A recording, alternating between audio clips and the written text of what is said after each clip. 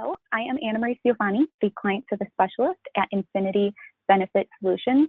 Today, I will be talking about enrollments, terminations, changes, and qualifying events. I'll be going over the importance of forms when it comes to enrollments, terminations, and changes. I will also be going over qualifying events in regards to enrollments and terminations. What is the importance of forms? Forms are critically important for enrolling, terminating, or making any changes to an employee's coverage. Each carrier requires completed forms, and they each have their own set of forms, although the required information is essentially the same across the board. You have 30 days from the effective date to enroll or terminate an employee and/or their dependents. Any form that is incomplete, missing information, or not submitted on time can cause a delay, meaning the employee may not be enrolled or terminated on time.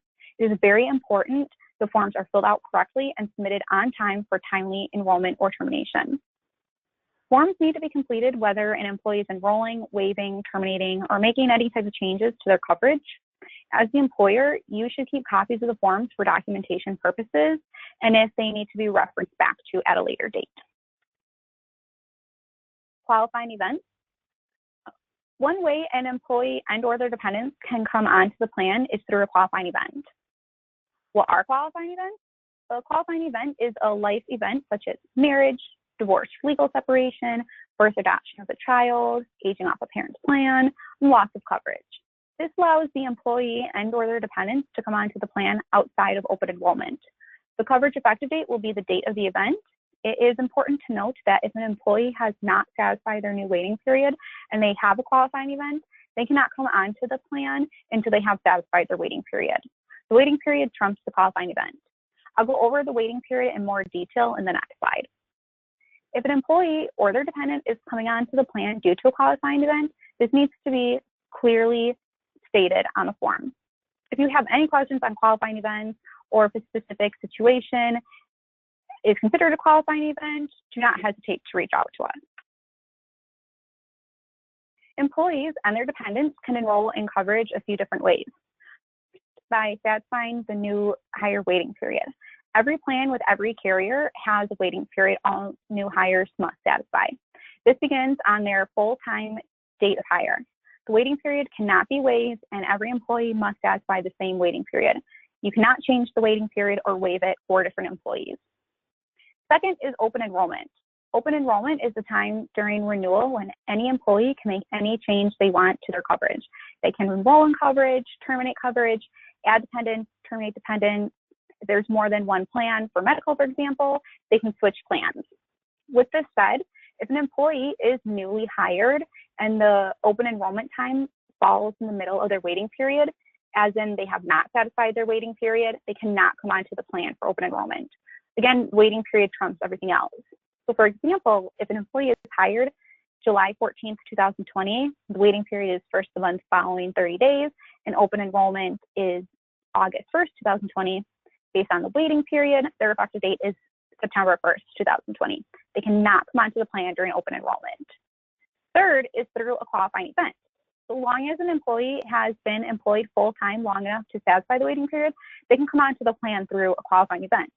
If the employee has a qualifying event during their waiting period, they cannot come onto the plan. They must satisfy the waiting period. Dependents can come onto the plan when the employee first enrolls, during open enrollment, or through a qualifying event. Forms must be completed with all required information. If you have multiple lines with one carrier, it is important the employee clearly marks which line or lines she or he is enrolling in, and to complete the waiver section if she or he is waiving any lines. If you have multiple plans with various carriers, the employee must complete a separate form for each carrier.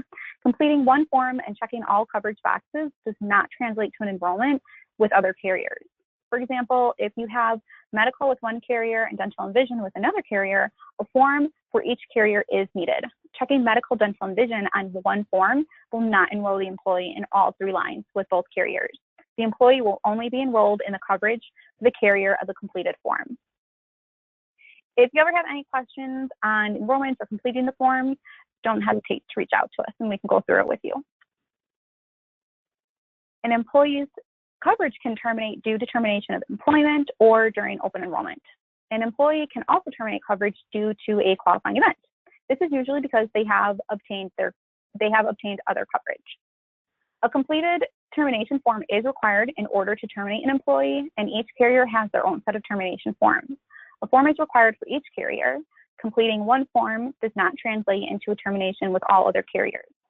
All required information needs to be completed, including the termination effective date, and the reason for termination needs to be filled in.